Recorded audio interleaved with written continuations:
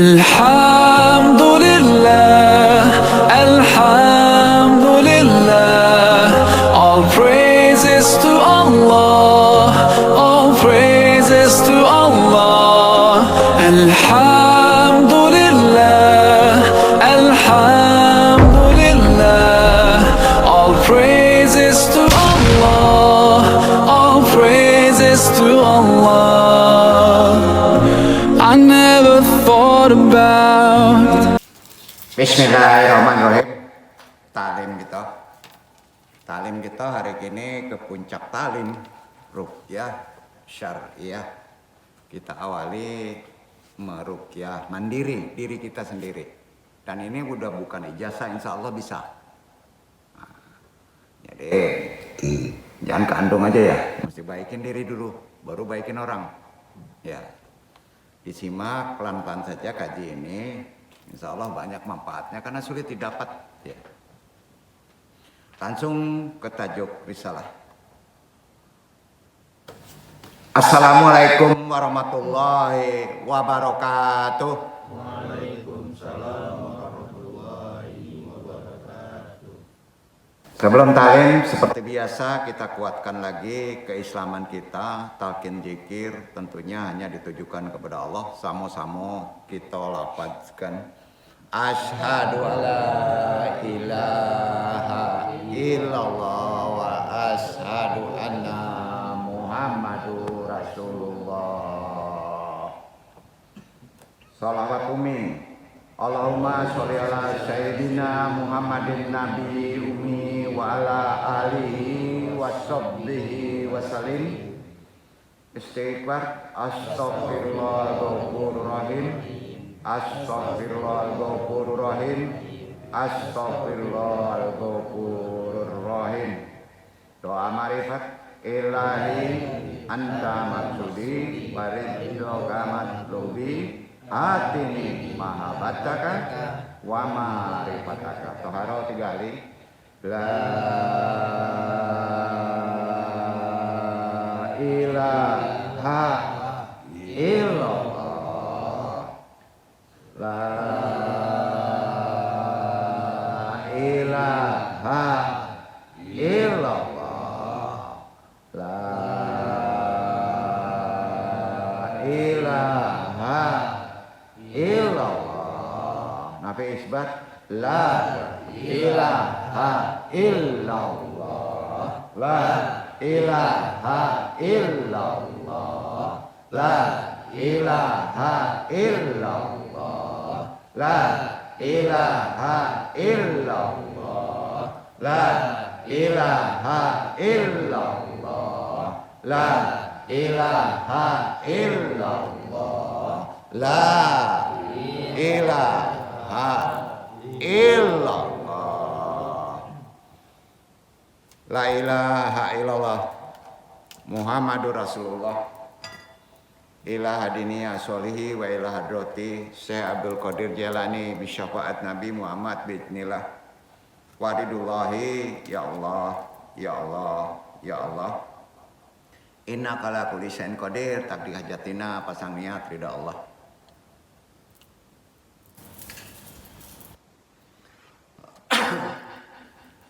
Wa khususan abaruhi nur Jawaharul Muhammadin, khususan ila ruhi Muhammad Nabiyunaka, wabil khusus hadiri al-mahdi khalifatul radin, wabil khusus arwahi juriyatihi, wa khususan arwahi muslimin mu'minin wa muslimin. Al-Fatihah. A'udzubillahi minasyaitonir rajim. Bismillahirrahmanirrahim. Alhamdulillahirabbil alamin, arrahmanir rahim, maliki yaumiddin. Iyyaka na'budu wa iyyaka nasta'in. Ihdinas siratal mustaqim. Siratal ladzina an'amta 'alaihim ghairil maghdubi 'alaihim waladdallin. Allahumma ahyina 'alal Islam wa amitna 'ala sunnah.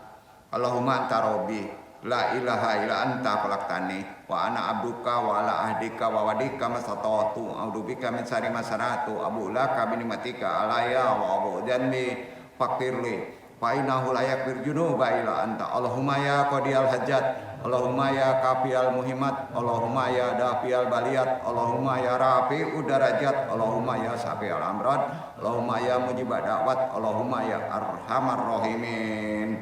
Allahumma inna nas'aluka selamatan fidin wa afiatan fil jasadi wa jadatan fil ilmi wa barakatan fil rizki wa taubatan qabla maut wa rahmatan idal maut. Allahumma hawin alaina bisarkatil maut wa najatan minan nari wal afan dal hisab. Rabbi syari sadri wa yassir amri wa qul udatam lisani yafqahu qawli.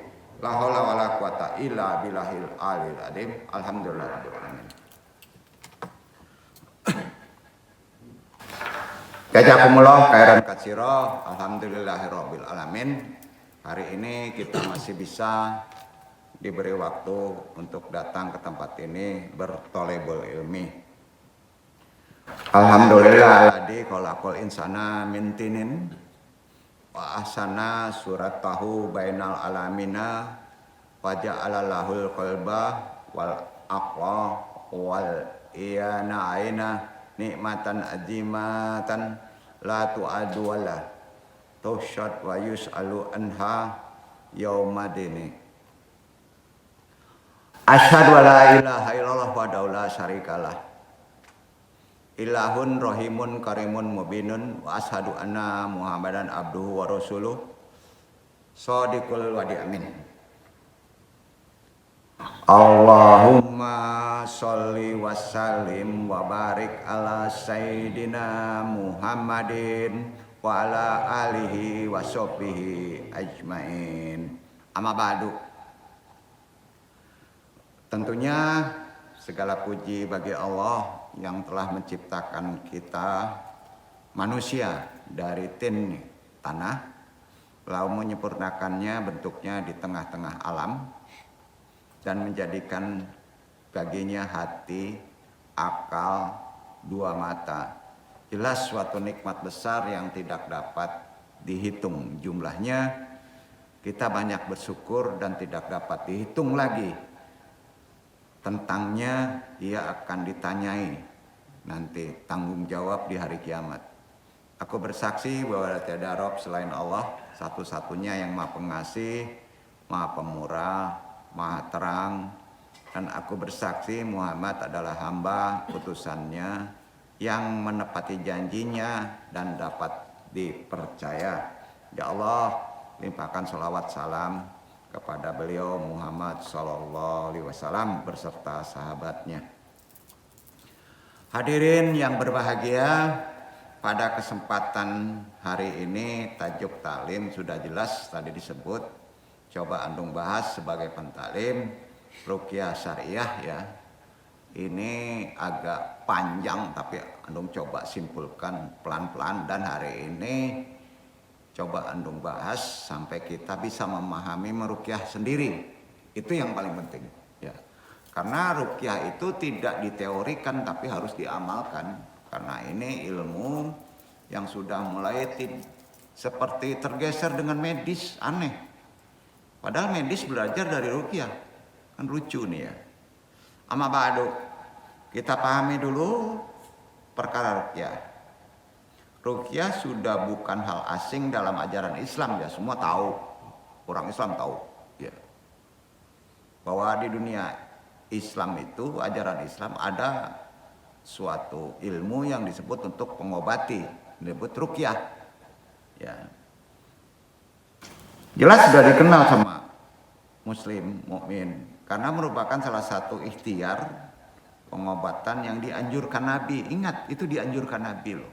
Termasuk sunnahku orang yang mau ruqyah diri. Ya. Ibadahnya bagus.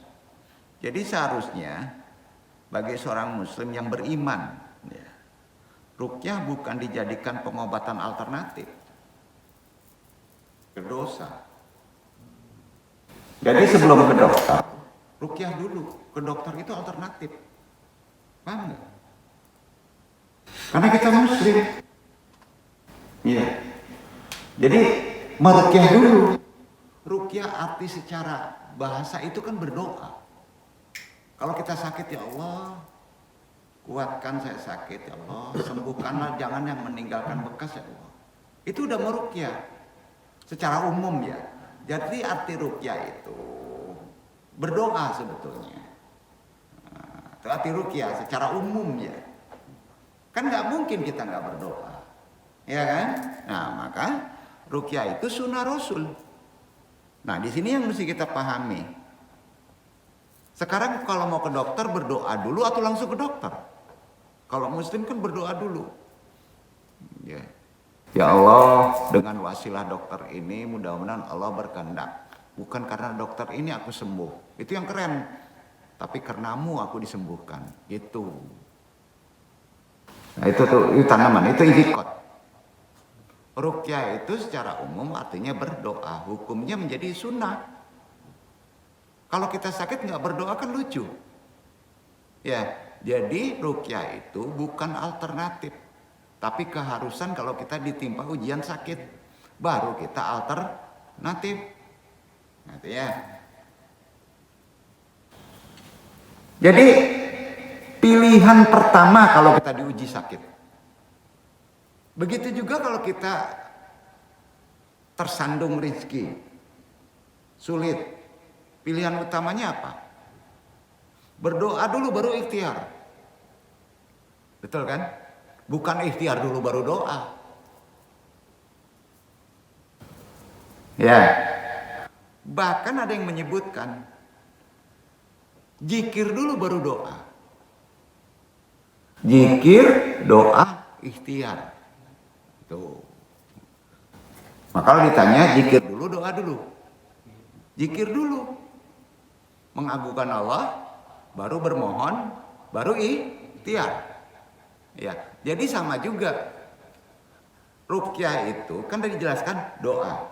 Perbanyak zikir dulu, awali. Nah, doa itu harus dijalankan. Jadi syarat berdoa adalah sholawat. Kendaraannya.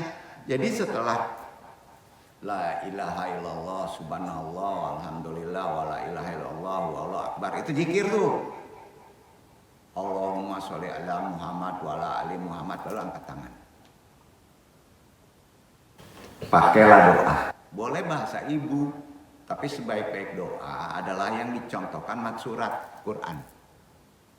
Sebaik-baik doa adalah mat surat Quran. Keduanya hadis yang sahih, yang dicontohkan oleh Nabi. Ketiga kalau nggak hafal baru doa ibu, ya kan? Nah, bahasa apa aja, yang penting awali jangan lupa sholawat, puja-puji. Insya Allah mendekati makbul itu, ya. Sekali lagi, ruqyah bukan dijadikan pengobatan alternatif bagi antum sebagai muslim, termasuk melecehkan tuntunan dari Allah. Gak mungkin kita gak dikasih sakit, gak mungkin gak dikasih obat solusinya, betul kan?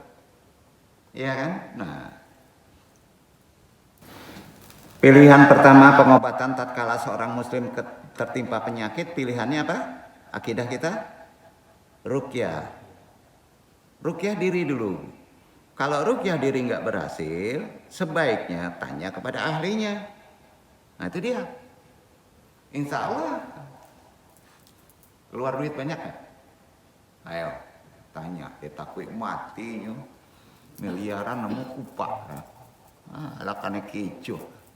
Ya. Perkara mati itu nggak ada sangkut pautnya dengan sakit. Perkara mati itu nggak ada sangkut pautnya dengan tua. Perkara mati itu nggak ada sangkut pautnya dengan sehat badan. Mati itu ketetapan. Jadi nggak boleh disandarkan sakit karena takut mati, dosa. Ayo, benar nggak tuh? Karena mati itu pasti, hukumnya tidak ada aturan dengan sebab. Kita sering dicemaskan pas wisu-wisu durinas. Ya. Itu akidah kita tanamkan dulu. Itu penting. Ya sekali lagi, yang kita takutkan kan kita kalau divonis dokter nih, kacau. Dokter jadi Tuhan tuh. Betul nggak? Gawat deh. Sebagai sarana penyembuhan, ruqyah itu bukan penentu sembuh. Sama dengan dokter. Dia wasilah, perantara. Tapi dalam keimanan, ruqyah prioritas pertama daripada medis. Sampai kalau kita muslim yang beriman. Nah, dengan begitu ruqyah disepelekan? Tidak. Tanpa disadari kita sering meruqyah diri loh. Dengan doa. Kalau kita dirundung segala masalah. Apakah itu rezeki kurang? Sering nggak? Nah, pas kita berdoa ngangkat tangan itu ruqyah sebetulnya, ruqyah mandiri itu. Jadi terlalu jauh memahami ruqyah. Ya. Jadi jelas sudah paham ya? Praktek ruqyah telah dilakukan oleh umat Islam sejak zaman Nabi Muhammad SAW dan nabi-nabi sebelumnya. Sejarahnya gitu. Namun seiring dengan perkembangan zaman, praktek ruqyah disalahgunakan. Akhirnya tersebab nggak paham, maka sebutannya disalahpahami. Kita nggak menuduh orang karena mereka tidak paham, maka salah menggunakannya ya oleh masyarakat. Oleh karena itu penting untuk memahami pengertian dalil dulu. Ya kita mengamalkan kalau nggak ada dasarnya juga nggak makbul loh. Taklid namanya. Itu sulitnya kita memahami suatu doa. Supaya timbul itikad, kita bertolibul ilmi, keyakinan, dalil. Nah, dan harus tahu hukumnya dalam Islam. Istidlal dalil dari Allah Subhanahu wa taala perkara ruqyah adalah firman Allah Al-Isra. Naik ayat 82. Iqra ikhwan. Itu dia. 82 ayat.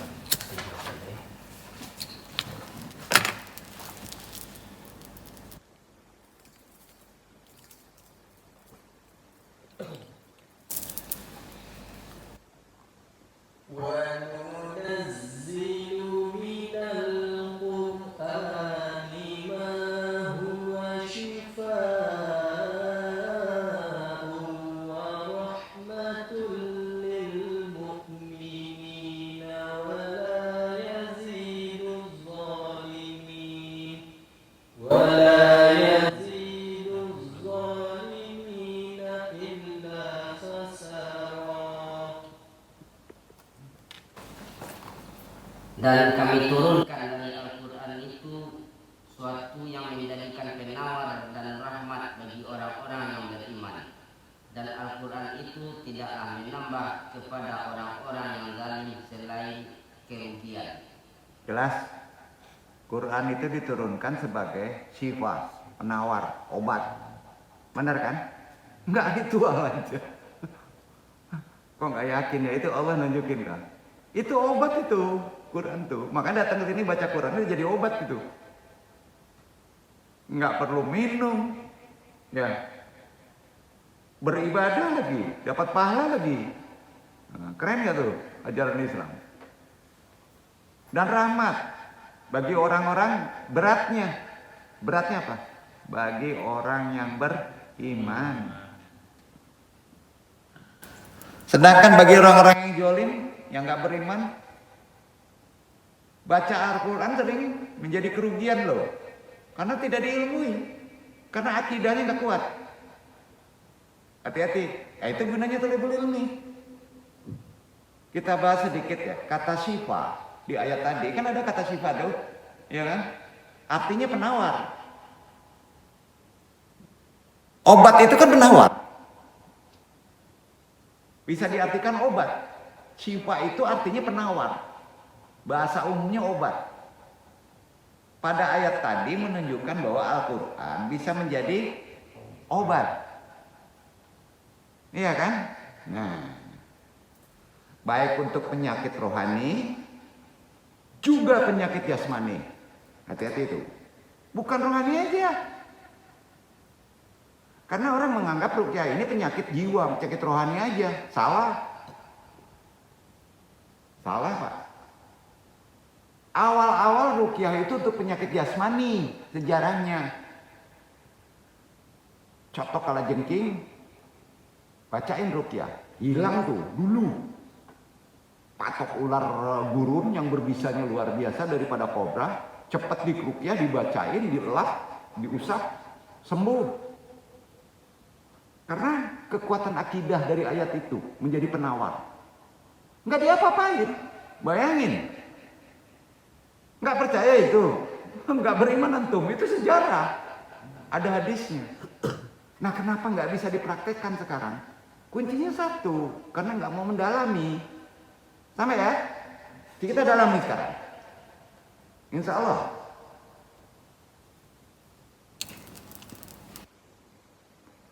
Jadi wahyu tadi, Quran surat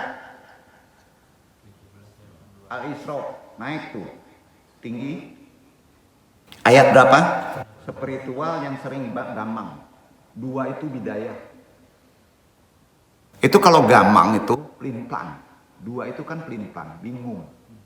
Harus pakai spiritual. 8 itu spiritual, 2 itu orang yang sakit, bidayah. Dari nomor aja makna hikmahnya jelas. Kenapa Al-Isra? Arti ruqyah secara makna meninggikan. Ditinggikan itu artinya. Ruqyah kan tinggi. Ruqyahatun. Apanya yang ditinggikan? Penyakitnya dinaikin supaya bisa diambil. Paham nggak? Jadi kalau obat di sini, berobat sini, naik dulu penyakitnya. Kok nggak sembuh ya? Rasain 2-3 hari. Tapi bablas. Daripada langsung hilang. Itu bius namanya. Lah kalau sakit itu kan obatnya adalah menyerang, kata Nabi. Berarti melawan tubuh kan? Kalau itu dihilangin melawan nggak tubuh? Ya udah obat dokter aja. Besoknya kanker antum. Nah, gitu logikanya, analoginya keterima nggak? Maka ruqyah itu ditinggikan penyakitnya supaya bisa diambil. Paham? Nah, ini bisa dijelasin ke yang lain untuk memaknai. Jadi ngobatin di sini ya bertahan seperti Pak Amin, kadang-kala sakit dulu, naik dulu. Berarti melawan tubuhnya. Justru yang beresiko kalau enggak naik, enggak tahan dan minta dibius, lah bius ya lah. Alah kacau pemah. Sakit tuh ube. Kalau minum ube nan mani itu ndak ube, itu penyakit. Ube itu harus padih, pahit. Betul ndak? Itu deh.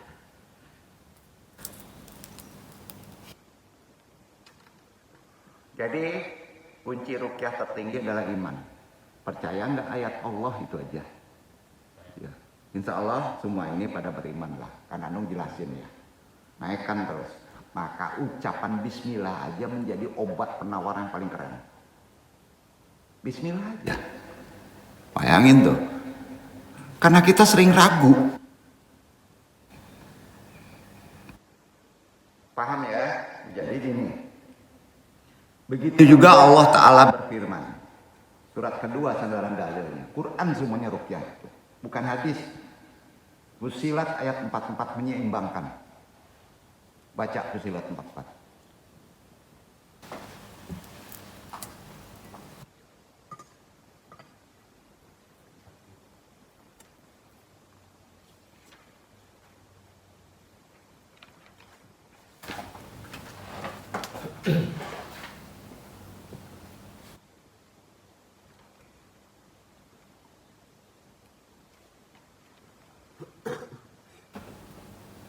ولو جعلناه قرآنا أعجميا لقالوا لولا فصلت آياته أعجمي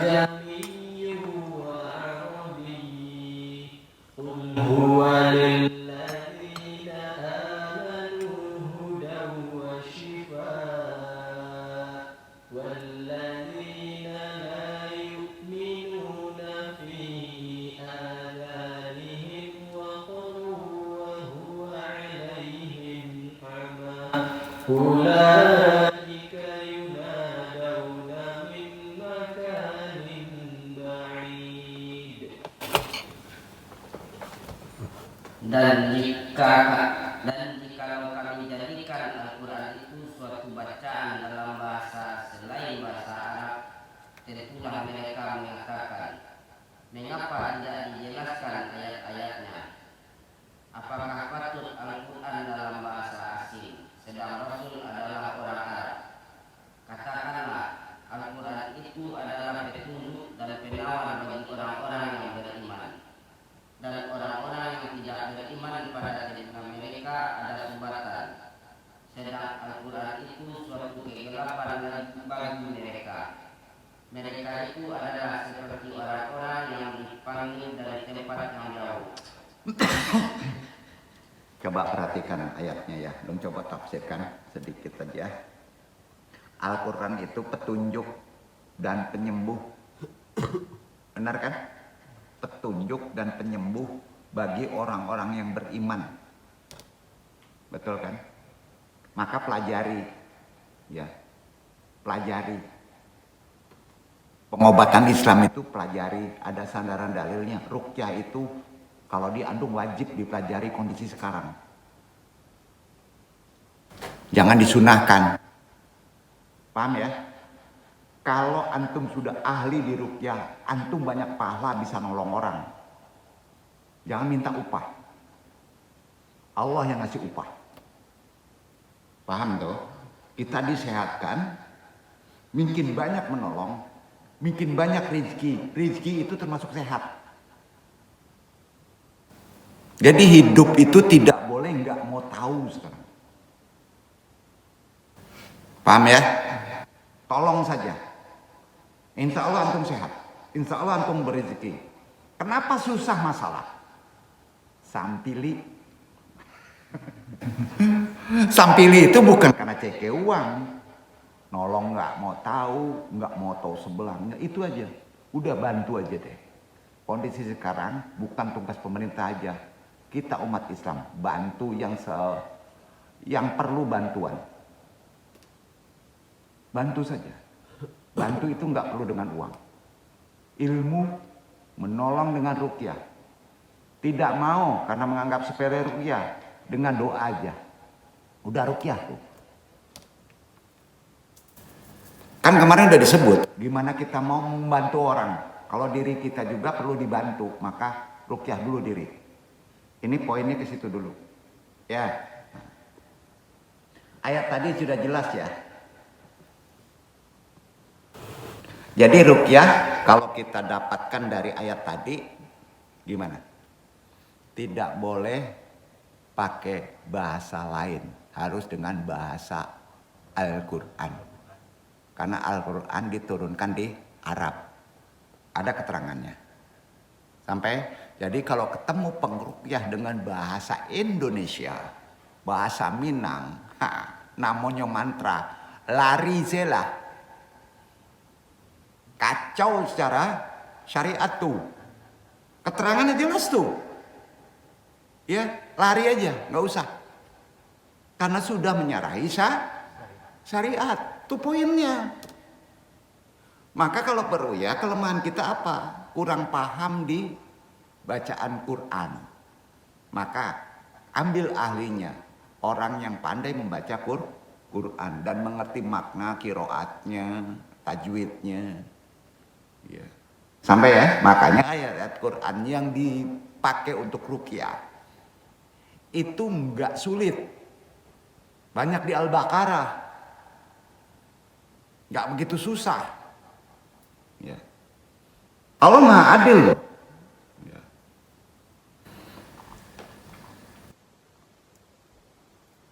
Sampai-sampai Syekhul Islam itu Ibnu Taimiyah perkara ruqyah ini karena ada pentingnya tentang ruqyah, beliau membuat kitab. Ya. Kitabnya kalau ingin mendalaminya, kaifa tu'alliju maridaka bi ar-ruqyah asy-syar'iyyah, itu judul. Tapi agak sulit memahami dari sini. karena kontaminasi medisnya tinggi. Ya. Tapi kalau mau mendalami bagus. Syekhul Islam Ibnu Taimiyah menulis kitab tersebut secara garis besarnya. Sesungguhnya meruqyah termasuk amalan yang utama. Meruqyah termasuk kebiasaan para nabi dan orang-orang soleh. Para nabi dan orang-orang soleh selalu menangkis setan-setan dari anak Adam dengan apa yang diperintahkan Allah dan Rasulnya. Jadi cenderung kepada makhluk yang jahil keterangannya. Padahal dalam sejarah ruqyah diawali dengan medis, fisik. Bukan perkara setan. Ya. Nah. Tegas Sadi Arazi.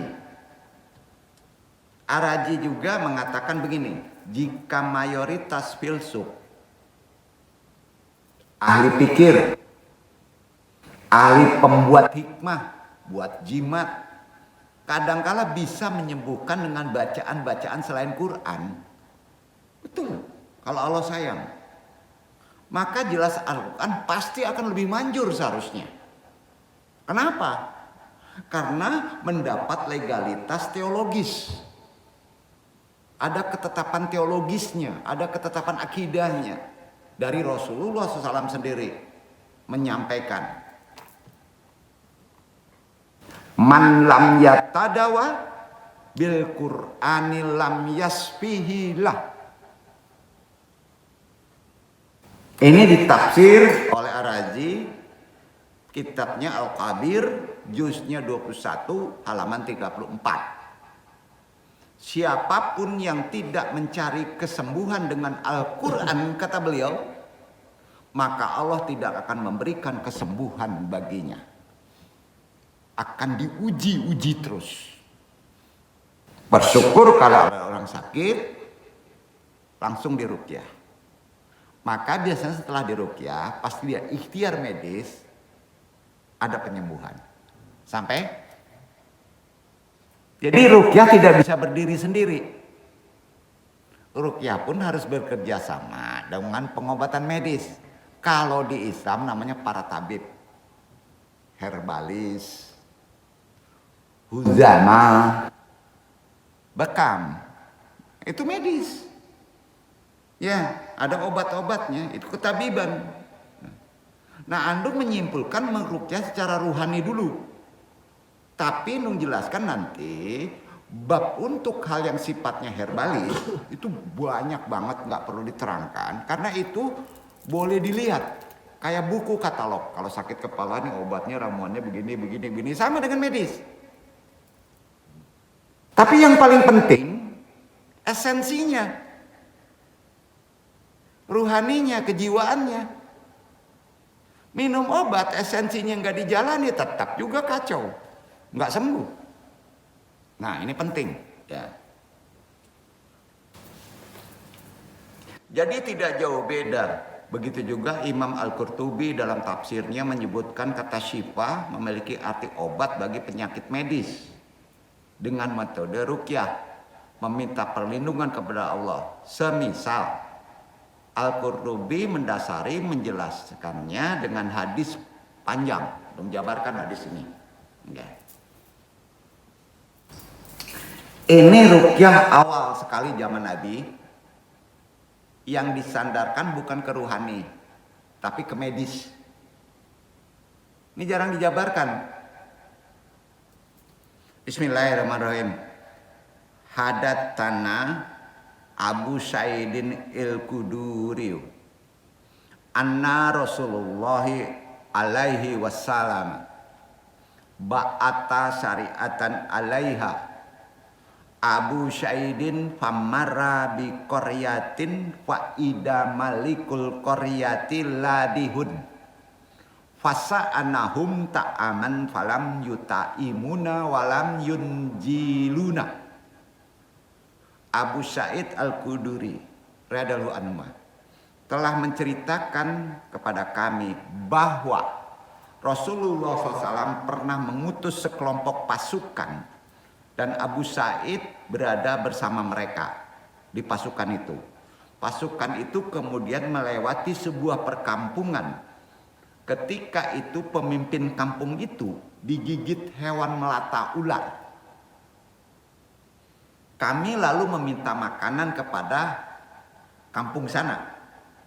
Ya. Kepada mereka, namun mereka enggan memberinya dan tidak menyuruh kami singgah. Dicuekin. Nah, padahal pemimpinnya kena cotojo ular gunung. Ya. Famara bina rajulun min ahlil qaryati.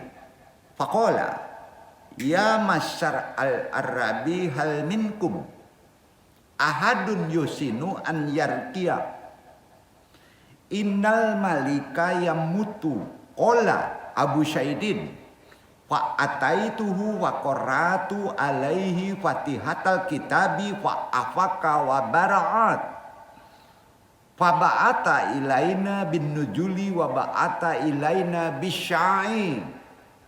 Tak lama kemudian salah seorang penduduk kampung tersebut melewati kami dan berkata, penduduk itu yang sudah mencuekkan laskar perang itu datang, wahai sekalian orang Arab, apakah di antara kalian ada yang pandai meruqyah? Karena pemimpin kami hampir mati digigit ular.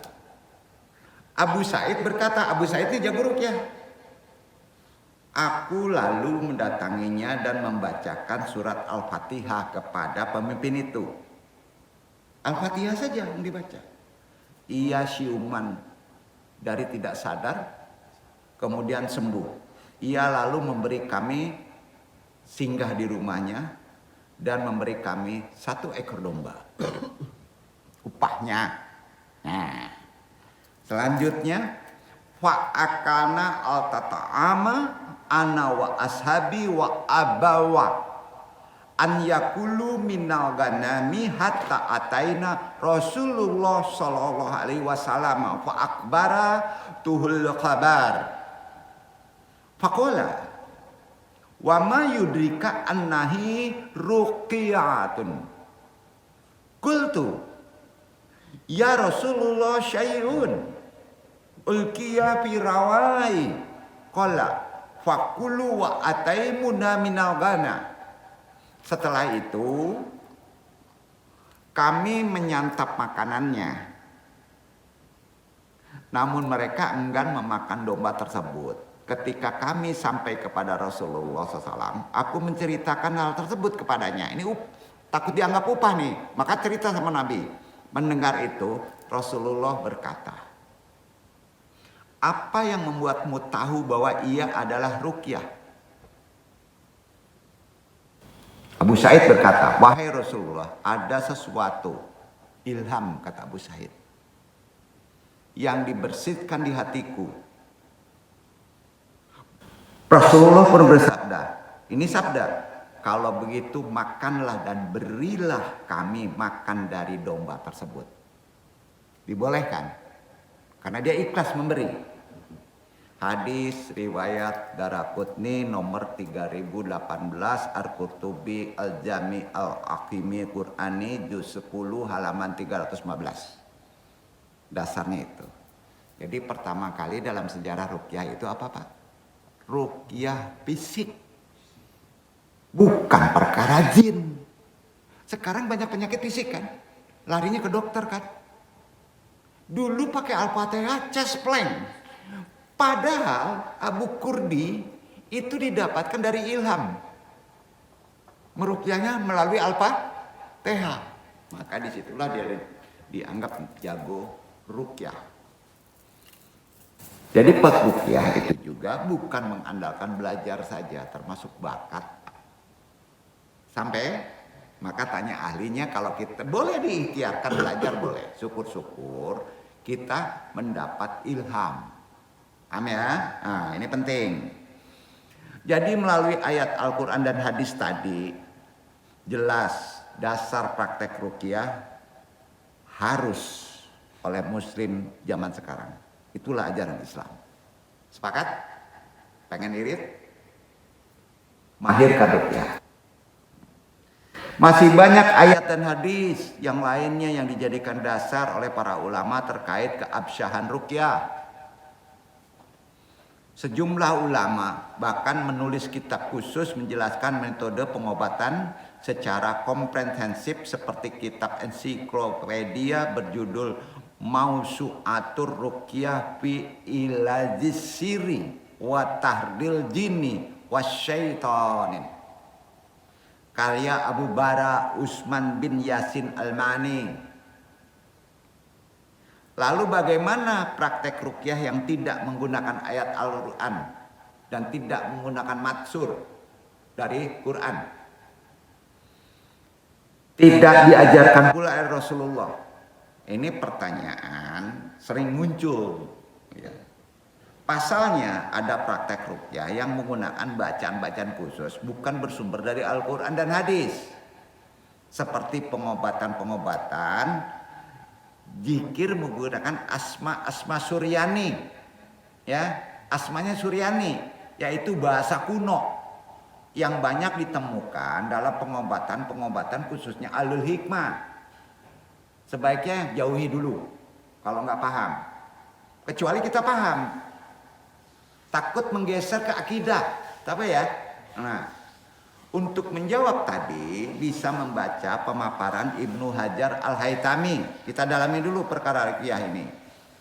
Ibnu Hajar berkata begini, ruqyah yang tidak matsurat, ya, atau tidak menggunakan al-asmaul husna secara Quran.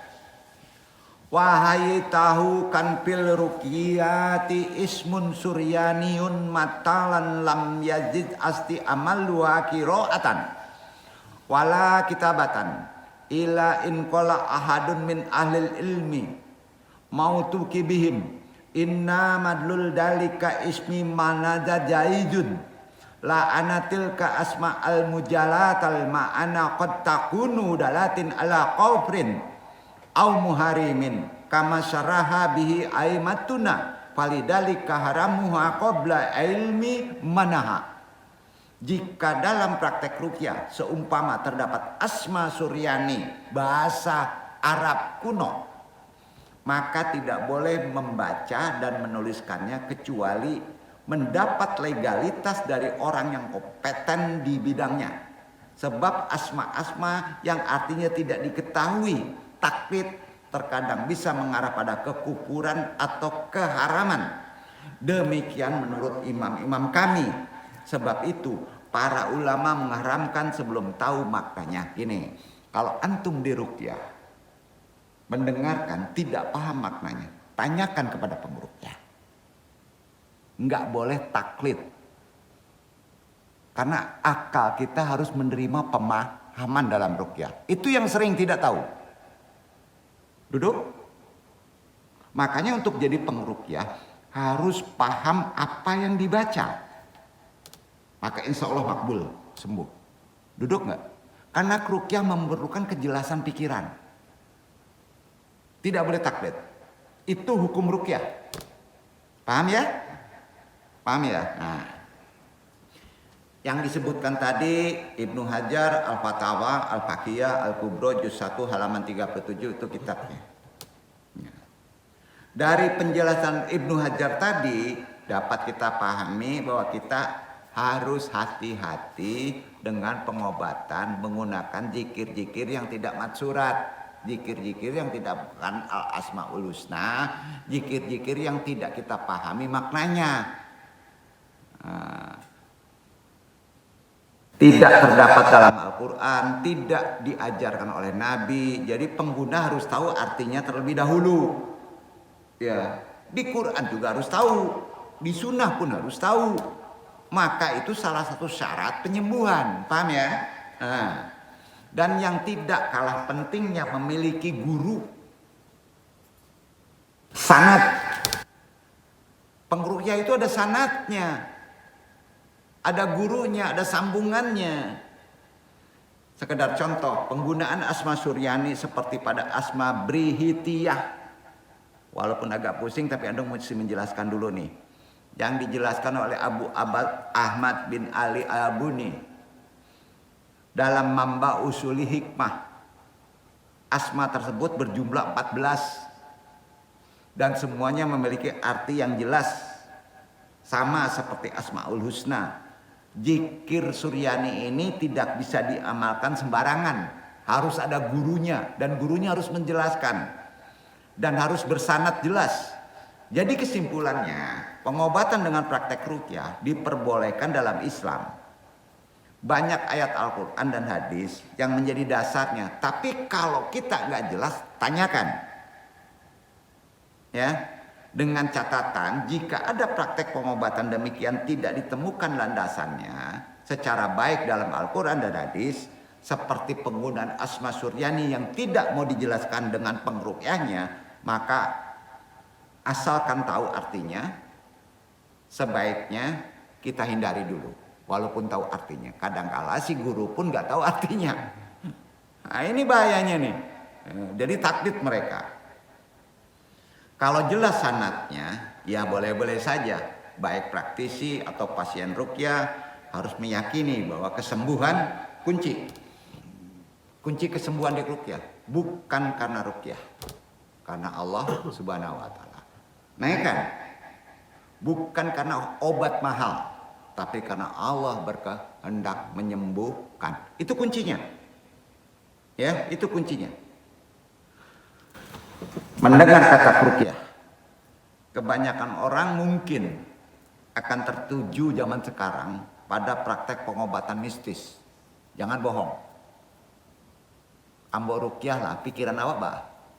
Kok karasukan lah, ado jin lah, betul nggak? Kena santet lah.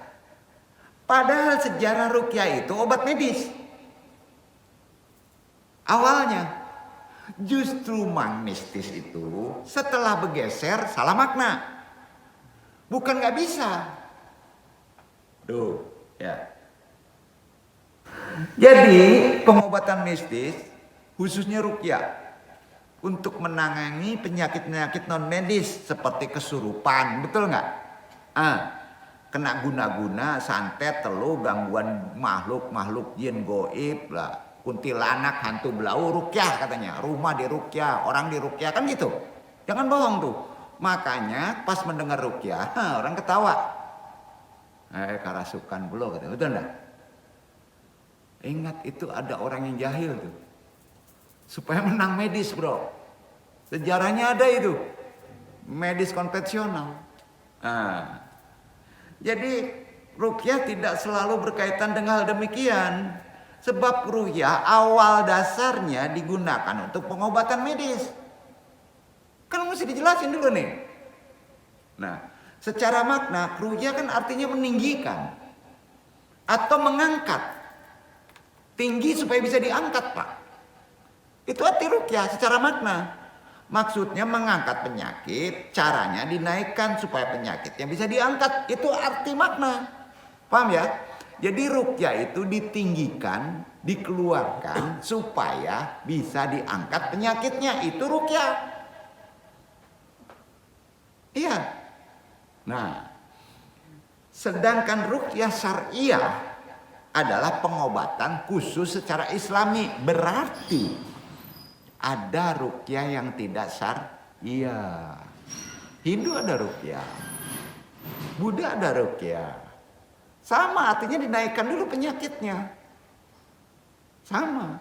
Tapi kita memakai setara itikot Islam, namanya harus disambung. Ruqyah syariah.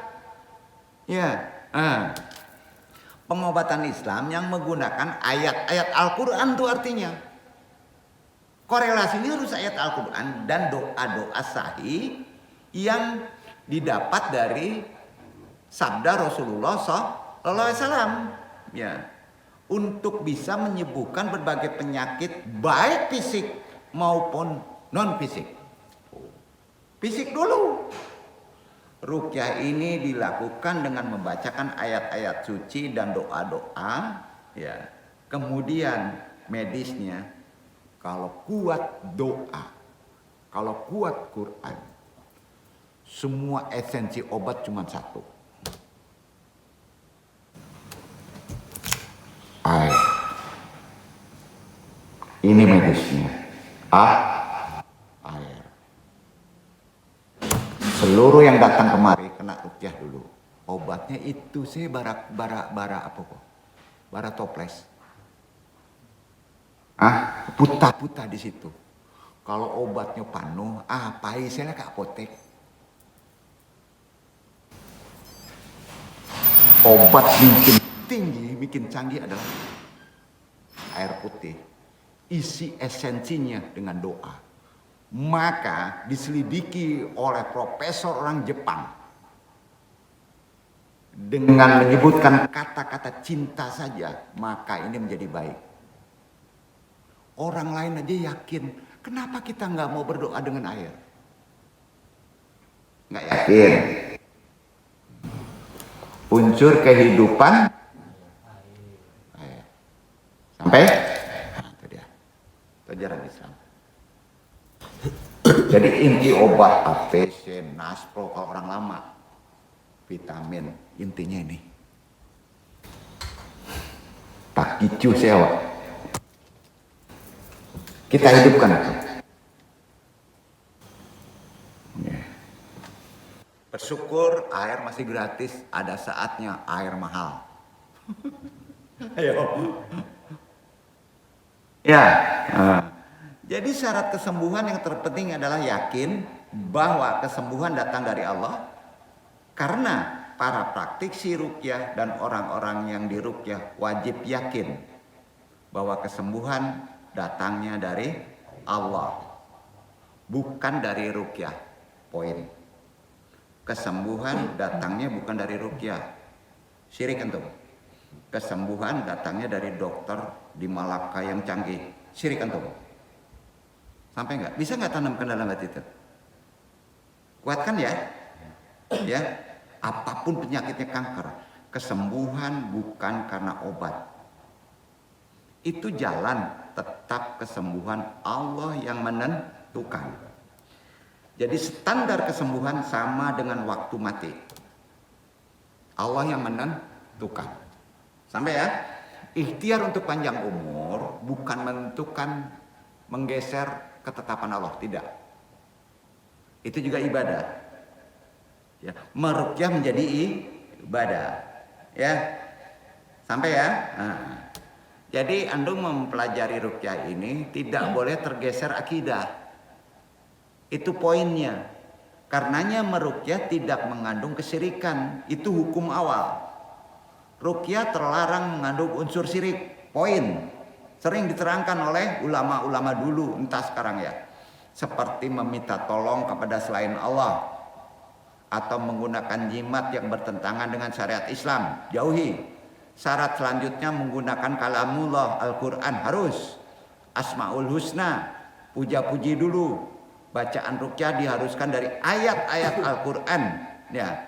Dan sifat-sifatnya menggunakan doa-doa yang sahih. Doa-doa yang digunakan harus doa-doa yang diajarkan oleh Nabi Muhammad SAW. Bukan doa-doa yang mengada-ada kata ulama. Tidak bisa. Berarti kalau ruqyah dalilnya mana? Boleh. Tanya. Karena ruqyah harus ukurannya pas. Beda dengan fikih. Bisa dengan kondisi waktu. Maka ada mazhab. Tapi ruqyah nggak bisa. Dalilnya mana? Kata siapa? Oh, kata ajengan anu. Ajengan anu kata siapa? Dalil nomor berapa? Obat kan harus jelas. Ya kan? Nah, jika mengguna bahasa selain Arab, pahami dulu maknanya. Ada korelasi enggak tidak menyalahi Quran dan hadis? Sampai. Nah, jadi kuncinya gini supaya jangan pusing. Ruqyah sendiri nanti anu jelaskan yang umum dulu, tapi meruqyah yang berpenyakit berat harus perlu ahlinya. Sampai Pak? Harus perlu ahlinya. Tata cara ruqyah syariah 1. Adab, tata cara berwudu. Apa? Karena ruqyah kalau ada wudu juga ibadah di samping menyembuhkan. Duduk. Berwudu. Pelaku ruqyah dan orang yang diruqyah disunahkan dalam keadaan suci dari hadas. berwudu. 2, membaca istighfar, baik pengruqyah maupun yang akan diruqyah semampunya. Sebaiknya persingkat aja, syaidul istighfar. Tahu syaidul istighfar? Kalau antum berdoa sering diawali itu, ya. Nanti kalau yang nggak ngerti baca aja di Google lah, syaidul istighfar banyak gitu. Karena itu sama dengan 100 istighfar. Ya, baca itu. Wudu, pengruqyah maupun yang diruqyah baca istighfar. Ya. Ketiga, baca ayat Quran. Ayat-ayat yang berisi ruqyah.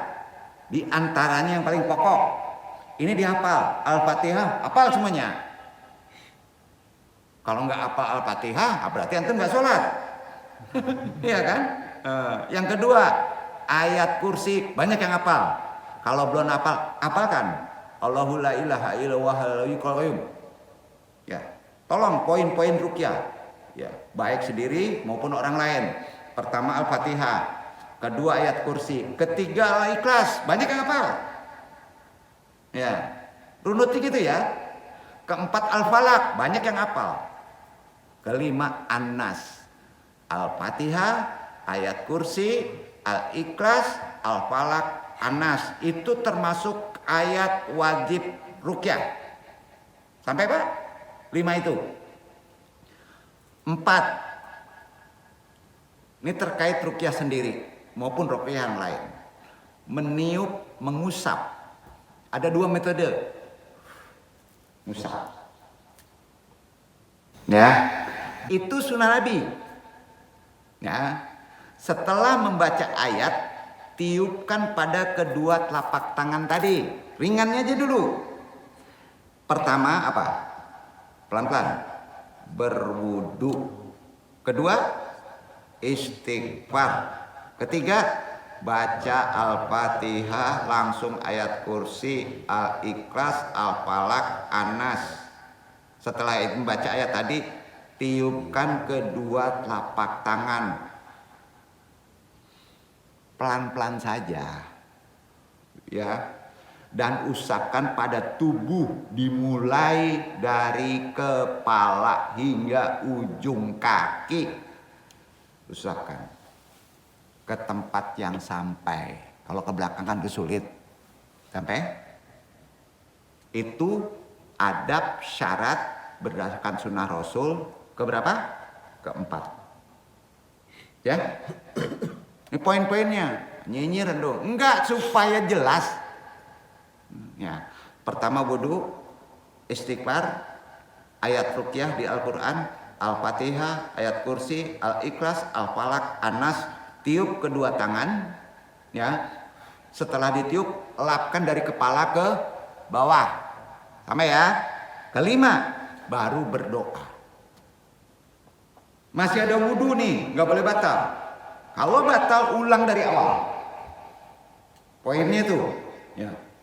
Setelah membaca ayat ruqyah, dianjurkan untuk berdoa kepada Allah agar diberikan kesembuhan. Doa kesembuhan banyak. Ya Allah, berilah pengobatan yang tidak membawa bekas untuk laki-laki, untuk perempuan, banyak itu. Nanti Nung jelaskan. Ya, sampai ya. Itu pokok umum. Sampai Pak? Belum ke pokok penyakit khusus.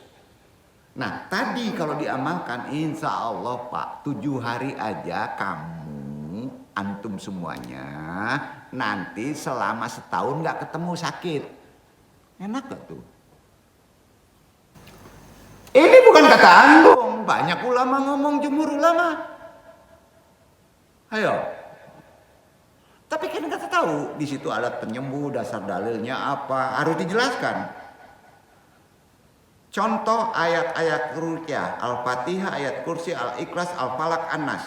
Ayat lain yang disebutkan dalam Al-Quran dan hadis berkaitan dengan penyembuhan khusus. Ya, seperti ayat kursi dan bertambah dengan Al-Baqarah sebelum dan sesudahnya di akhir ayat. Banyak itu. Nanti Nung jelaskan. Kalau ingin profesional, baca nih penting untuk diingat. Ruqyah syariah adalah salah satu cara pengobatan dalam Islam, namun bukan satu-satunya. Bukan satu-satunya. Yakinlah bahwa kesembuhan datangnya dari Allah. Jika merasa kesulitan dalam melakukan ruqyah mandiri sendiri, maka dibolehkan berkonsultasi ke praktisi ruqyah yang dipercaya, tapi tidak boleh dilakukan ruqyah mandiri oleh pengruqyah. Paham, Pak? Pak Amin datang, misalnya Iwan Aris datang, tolong ambo di ruqyah mandiri dong. Nggak boleh namanya saja ruqyah mandiri, nan makruh ya harus sendiri. Itu sunnah Rasul. Udah sampai? Paham ya? Jelas tuh. Nah, kita sambung di bab 2 ya. يا قلب صرخ قد توالى بحبيب أمان